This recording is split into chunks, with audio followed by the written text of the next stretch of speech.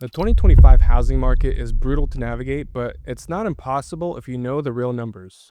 Today, I'm going to walk you through exactly what 3 different salary levels can afford for housing this year, with concrete monthly payment ranges for $40,000, $80,000, and $100,000 earners, plus the cities where your dollar goes the furthest. We'll also cover the updated lending requirements that banks are actually using right now and practical next steps for your situation. So drop your salary and city below so I can point out whether you should rent, buy, or move. But first, let me show you exactly why the math has changed so dramatically in the past few years. By the way, I'm Fred. I've been in the finance industry for more than a decade and have helped over 750 families with their mortgages. So current mortgage rates have been hovering around 6 to 7% and are fundamentally reshaping what buyers can afford. That same $300,000 house that cost you $1,200 per month in 2021 now costs over $2,000 per month. Same house, same down payment, but almost $1,000 more per month. Let me show you how this plays out with different loan amounts. Assuming a 30-year fixed loan without adding any taxes or insurance into the payment, a $200,000 mortgage jumps from $843 per month at 3% interest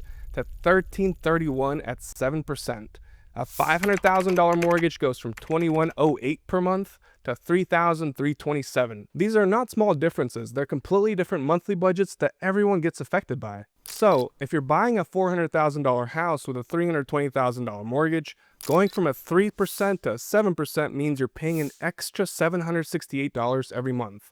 That's over $9,000 more per year for the same exact house. Every percentage point matters when you're borrowing hundreds of thousands of dollars. Now, the Federal Reserve has made it clear that fighting inflation is their priority. And that means that rates are not going to drop back down as fast as we want, and they're definitely not going to go back down to pandemic lows anytime soon. Economic indicators suggest that we're going to be seeing rates in this range through the end of 2025 and potentially even longer, although some economists are saying that there's going to be rate cuts in the near future.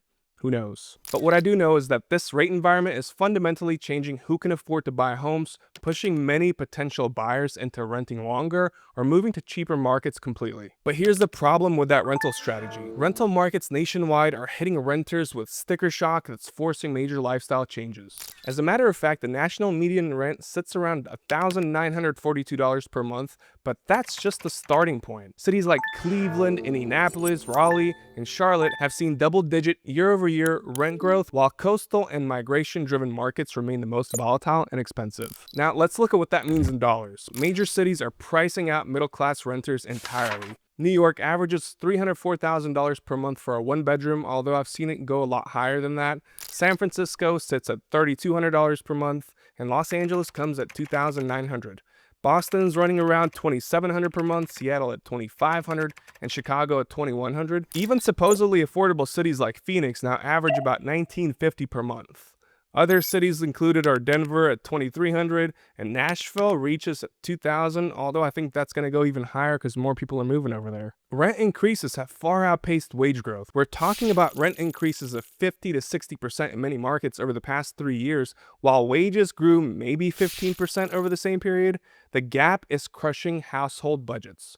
Large investors and algorithmic pricing are one of the factors pushing rents higher, treating housing like a financial asset instead of a basic need. Now, the average American earns about $56,000 per year. At typical rent levels, they need to earn about $85,000 to afford a median apartment without being rent burdened.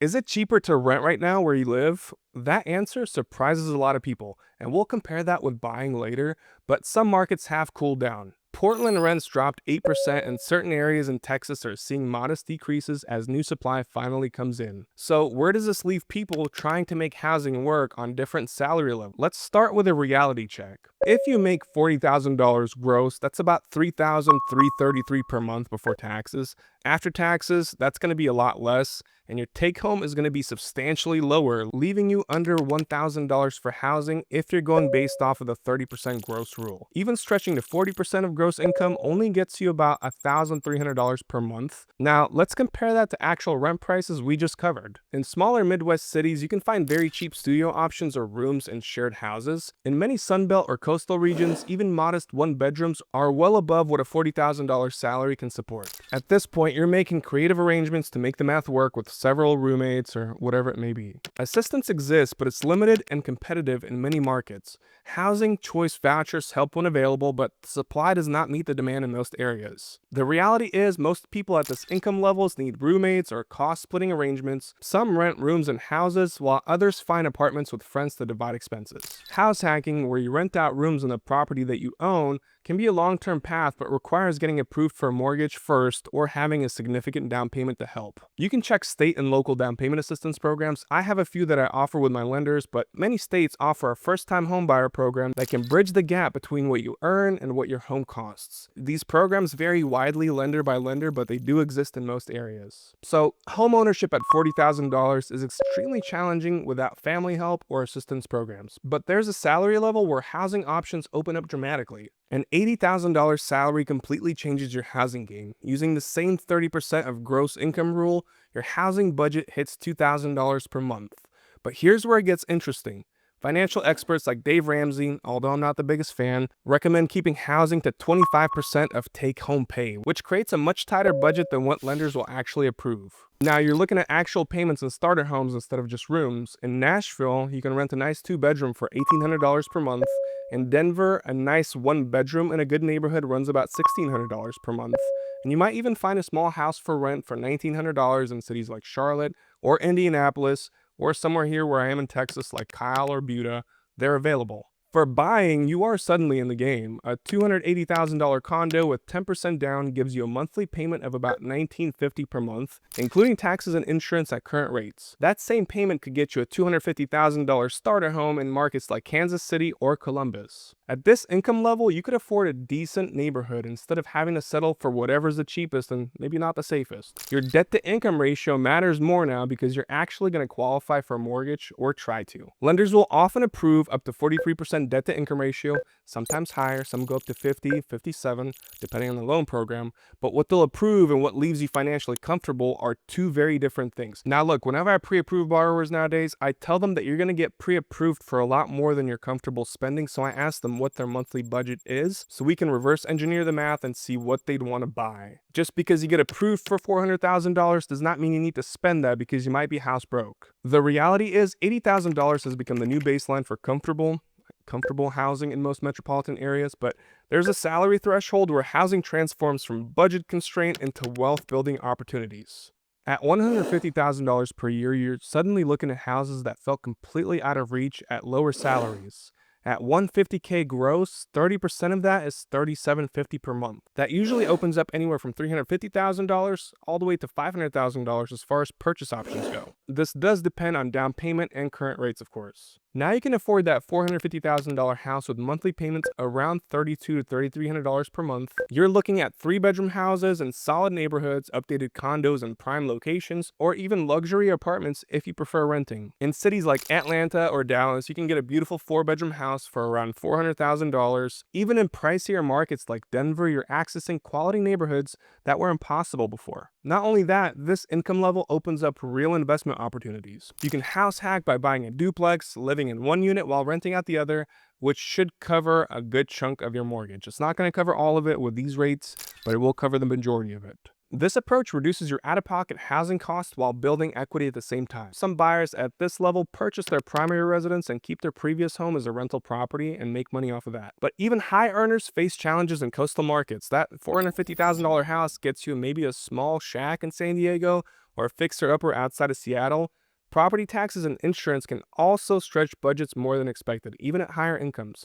A $400,000 house in Texas has property taxes of anywhere between $8,000 to $10,000 per year, which is insane. Smart strategies include buying below your maximum budget and using the savings to invest in additional properties or other investment opportunities. This $150,000 salary positions you to build serious wealth through real estate over time. Although they're saying $150,000 is middle class nowadays, I don't believe that. At least not yet. But here's the problem. All these affordability calculations, they're based on lending rules that might not work anymore. The classic 28-36 rule has been a lender guideline historically used to determine safe borrowing limits, meaning that 28% of gross income for housing costs and 36% for total debt payments, including that housing cost. This conservative approach worked when mortgage rates were 3% and home prices were significantly lower, before COVID. But current lender behavior tells a different story. Actually, let's run some numbers with today's conditions. Someone earning $80,000 per year should spend a maximum of $1,867 on housing, according to the 28% guideline. With 7% mortgage rates and a conventional down payment, that qualifies them for roughly $240,000 as far as a home purchase goes. The median home price in most cities ranges from $350,000 to $500,000. The guideline creates a massive gap between what's actually safe and what's actually available. Most lenders now regularly approve buyers up to 43% debt-to-income ratio, and some push as high as 50% for conventional, with strong credit scores and strong cash reserves. Regional lenders in expensive markets approve ratios that would have been automatically rejected 5 years ago. FHA loans allow even higher ratios in certain situations, as do VA and USDA loans. But here's the huge distinction. What lenders approve and what keeps you financially comfortable are completely different things. 2836 rule still matters for certain loan types and serves as a useful conservative benchmark for your own budgeting. Just because you can get approved for a higher payment doesn't mean you should take it. Again, you don't want to be house broke. The reality is traditional affordability rules need major updates to reflect current market conditions. Here's my updated framework that actually works in today's market. The old 30-33 rule told you to spend 30% of income on housing, put 30% down, and buy a house worth no more than 3 times your annual salary. This guideline is super impractical nowadays unless you still live in the 1980s. Let's break down why each part creates challenges now. The 30% housing rule assumes you can find decent housing at that price point, but if you earn $80,000 per year, you limit yourself $2,000 per month for housing. You've priced yourself out of markets where median rent hits $2,500 per month. You end up in unsafe neighborhoods or hour-long commutes just to follow an outdated guideline to get to your job. The 30% down payment rule creates even bigger barriers. On a $400,000 house, that's $120,000 up front on top of closing costs. Most buyers would spend decades saving that much while home prices keep rising faster than their savings rate. Meanwhile, they're potentially paying rent that's higher than a mortgage payment, and they're not getting any equity out of that house. Research shows that while 20% down helps you avoid PMI, a ton of first-time homebuyers are successfully buying with 3 to 10% down. PMI on this is fairly cheap if you consider the factors. The 3 times income rule is impossible in most cities. Someone earning $100,000 should buy a $300,000 house, but the median home price exceeds that in 75% of major markets. My recommendation that works for today's buyers uses 35% for housing costs, 10 to 20% down payment, sometimes even lower, and 4 to 5 times income for purchase price. What you should do is focus on total monthly costs you can handle rather than arbitrary percentage rules. But even these updated numbers depend entirely on whether buying makes more financial sense than renting in your specific situation. The rent versus buy calculator looks completely different now than it did even 2 years ago. Higher mortgage rates and increased home prices have flipped the math in ways that surprise most people. Background research and affordability calculators now often show break-even windows of roughly 8 to 12 years in many markets compared to 4 to 6 years before the rates started going up. This happens because higher rates increase your monthly payments while maintenance costs averaging $200 to $400 per month, along with property taxes, HOA, insurance, they stack on top of your mortgage. Factor in closing costs that have increased with higher home prices and higher rates. Renting often wins financially in the first decade. But here's where it gets interesting. Remote work creates opportunities for geographic arbitrage that can make buying attractive again. You can relocate to growing secondary cities with lower housing costs instead of paying premium rents in expensive metros. This strategy works great if you're not tied to a specific location or work. In many markets right now, renting makes more financial sense where purchase prices have gotten so inflated that monthly homeownership costs exceed rent by significant amounts. Miami, Austin, and parts of California show this pattern pretty clearly. The decision framework right now prioritizes flexibility, job security, and geographic preferences over simple monthly payment comparison. If you want me to run a quick rent versus buy scenario for you, drop your salary and your city in the comments and I'll go through that with you. But even when you think you got the monthly payment figured out, there are hidden costs that completely change your budget. That $2,400 mortgage payment that you budgeted for turns into $3,200 per month once you add all the real costs. Most buyers focus only on the principal and interest payment, then get shocked by everything else that comes with home ownership. Property taxes vary widely by location and can destroy your budget. Texas, where I'm at, has no income tax, but property taxes average between 1.8 to 2.5%. So your $350,000 house costs $6,300 per year or more in taxes alone. Some states keep property taxes much lower, but you'll need to research your specific area since these costs change dramatically by location. From what I remember, Nevada and Arizona have some really good tax rates. Now here's the other thing. Homeowners insurance has jumped 20 to 30% in most markets over the past year. Florida homeowners pay $3,000 to $5,000 per year for basic coverage, while fire-prone areas like California see premiums hitting $4,000 or more per year. Even stable markets that used to have cheap insurance now average much higher costs. This doesn't apply to every scenario, but there are HOA fees and they range between $150 per month for basic maintenance to $800 per month for luxury communities with pools and concierge services, as well as people maintaining your lawn. These fees increase every year and you can't opt out. Maintenance and repairs average 1 to 2% of your home value annually. So your $400,000 house needs about $4,000 to $8,000 per year for upkeep. This isn't a guarantee, but it's always good to put that money aside in case something does happen. Closing costs now average 3 to 4% of the purchase price due to higher home values and also higher interest rates. Always add these estimated monthly buffers when you run your affordability calculator. Ignoring them is the most common budgeting mistake. But there are specific strategies that can help you work around these higher costs and actually improve your housing situation. The most effective strategy right now is getting your credit score over 720 or even over 740 before you start shopping. Small credit changes and improvements can lower your rate and monthly payment dramatically, especially on a $400,000 loan. If your credit score is below this, don't worry. You're not out of luck. There are a ton of options for you. You may just have to take on a slightly higher interest rate or a slightly higher PMI, but it's not going to be something that kills you. Now you can increase your credit score by paying down credit cards, disputing any errors on your credit report, and avoid opening new accounts for 6 months before applying. Before you start throwing money at your credit cards, talk to an actual lender.